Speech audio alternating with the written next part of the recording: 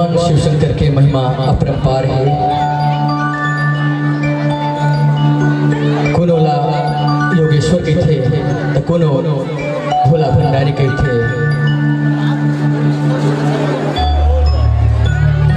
ओकर व्यक्तित्व के जो वर्णन है तिला कोनो एक रूप में कहे नहीं जा सके।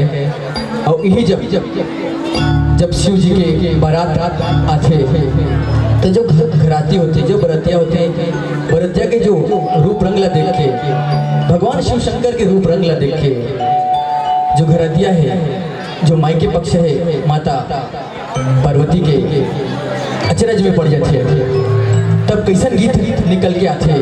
अब सुनो गुरुदेव परमानंद मौनी बाबा जी के लिखे एक गीत हरे जिला दस्तावेज के भाव में उकर प्रिय शिष्य गुरुदेव मौनी लाला जी पूरा करे है। अब ये गीत खास करके युवावन के बीच में बहुत पसंद करेंगे है। आवाज सुनकर संगी हो कि कौन से विचलित अवस्था में भगवान शिव शंकर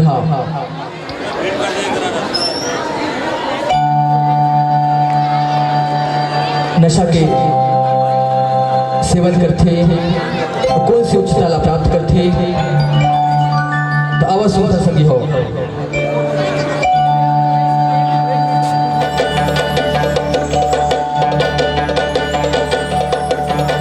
मैं चाहूँ मन से कि ताली से और उत्साह वर्धन कराओ।